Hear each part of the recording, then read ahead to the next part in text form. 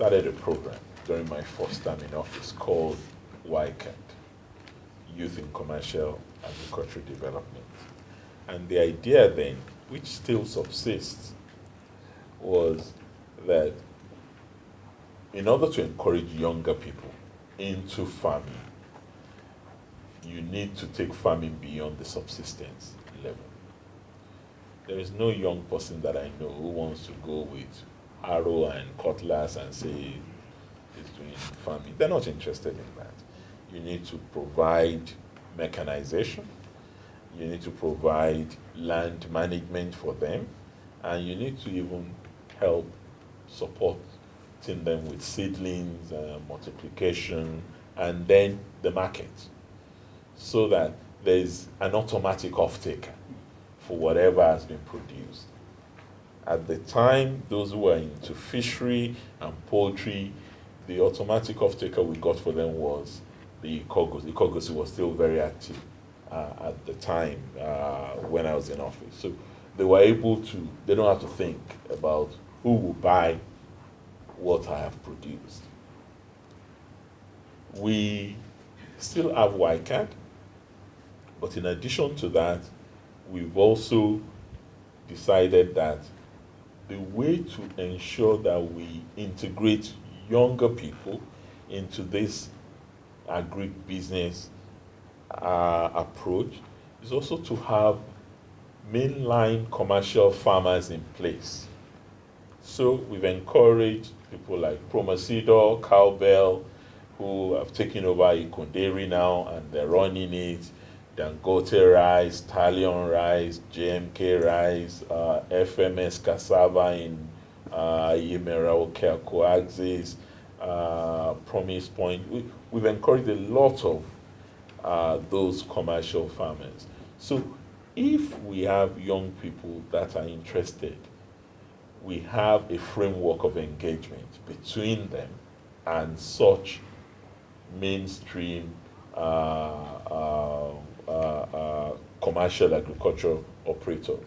For example, in Ikon, we've cleared about 600 hectares for the farm.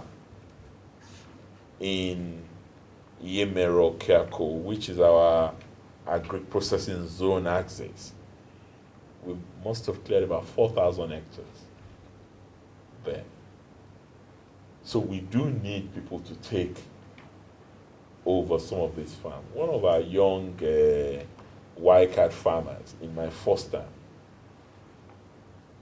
Dr. Tokwe Aroge, has now established a big mill, a cassava mill in that axis. And you have many others who are also involved in other aspects of agriculture in the agri zone. But the challenges you talk about, I'm not unaware of them, and we're working with young farmers on them. We are also, even though the YCAD trustees, they set it up into a corporate organization when we left office. What I'm encouraging the commissioner to do now is to expand it, to open it up to others who can be part of the Youth in Commercial Agriculture Initiative now.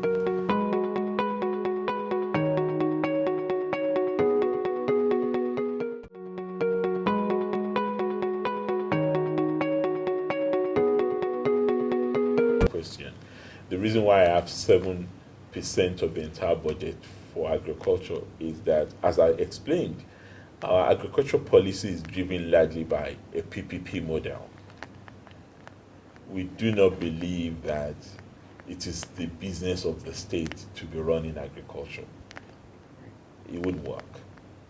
But we are very determined to ensure that we bring serious agribusiness players to the state who can help build our own young entrepreneurs in the field and support them, not by giving them handouts, but basically by procuring whatever they produce. So when Dangote wanted to come to the state, they went round Ekiti to do an assessment of the tonnage of rice that is being produced locally in Ekiti. But you'll be shocked that even though we produce quite a huge tonnage in the state, they end up in Nasarawa in Olam. They come here, they collect the rice here, they have an aggregation center somewhere in Kwara where Ekiti rice goes. And then they take it to Nasarawa, to the mill by Olam factory there. So even Dangote was shocked that, you mean you produce this much rice here? So because they wanted to be sure that in setting up their rice mill, there will be enough rice to feed their meal. And that was how they made up their mind that they were coming to do this in Ekiti, through their own independent research. So clearly, that's the kind of partnership we're interested in. It's not by spoon feeding our own young agri stakeholders, but by creating a strong network for them to thrive and run successful businesses locally. And that's certainly something that we believe, even the 7% we've put, yes, it's not enough. No amount that you put into this sort of investment will be enough. But what we're doing is catalytic. It's not definitive. We're catalyzing other investors, other stakeholders to come into the sector.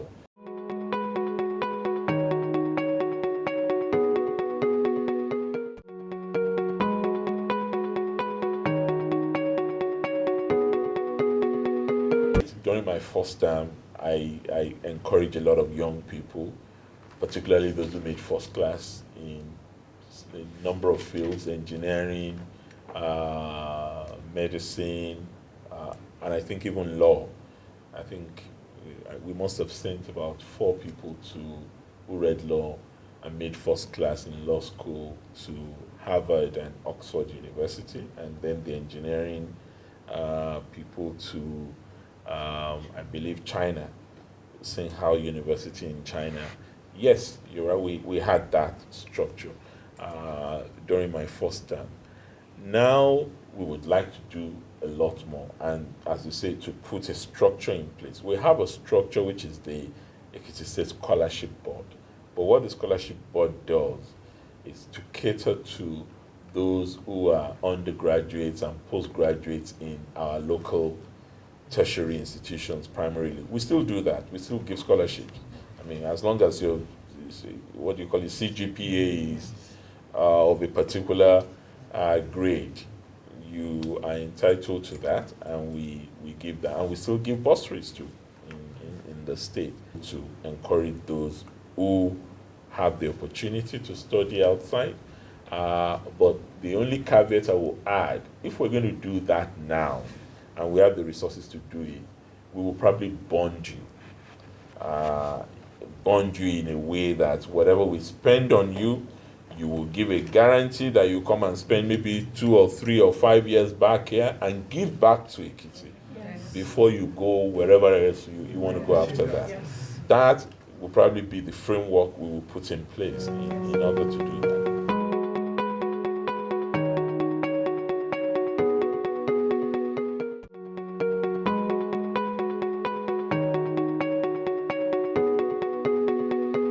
Only this week, we signed another one with MTN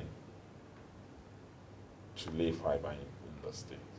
So I am reasonably confident that before the end of this administration in 2022, the state would be fully fit and ready as a digital state, if you can call it that. You then also ask the question that what are we also going to do to ensure that this is something that everybody in the state understands as a policy of government. We actually have a digital policy in the state that outlines a lot of these issues. And there are a number of startups that we've supported. In fact, when Google was doing a program, we put about 2,000 Ekiti young people involved in that the state paid for during COVID-19. We did that, yeah. When Facebook also had another program, a number of our own IT savvy young people interested in startups, they went to Benin. I don't know whether you were one of them. I think about 10 of them went from Ekiti to be part of that program. And for us, the more the merrier. As many people that want to be involved in IT, we would encourage them to be. But much more importantly, we have a knowledge zone that we're working on. And the idea of the knowledge zone is a space for those who want to really use technology to improve the economy. It's a major pillar of, and it's a free zone. Customs free zone, investment zone, and probably the first service zone. I believe that, again, before the end of the year 2021, you would have seen significant developments in the knowledge zone, which is opposite the airport area after Afebabala University.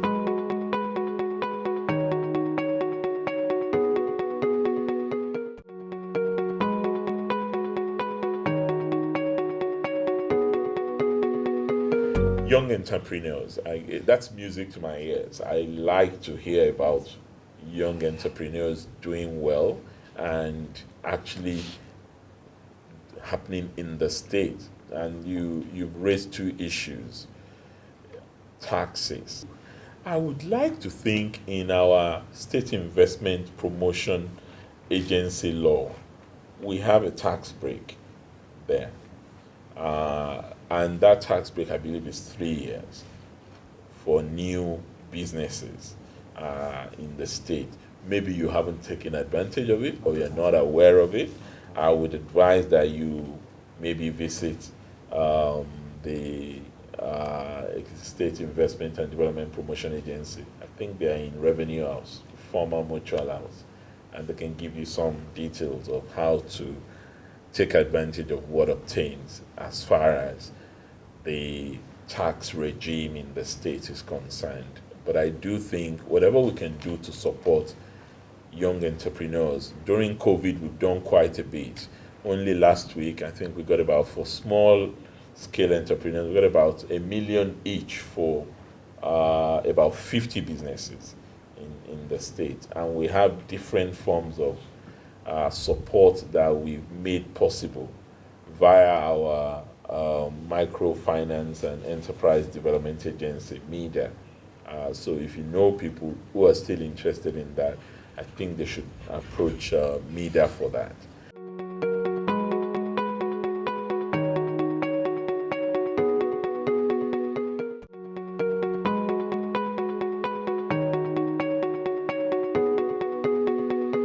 EXU did not have any electricity since inception in 1982 until I made electricity possible for EXU, I believe, in 2012.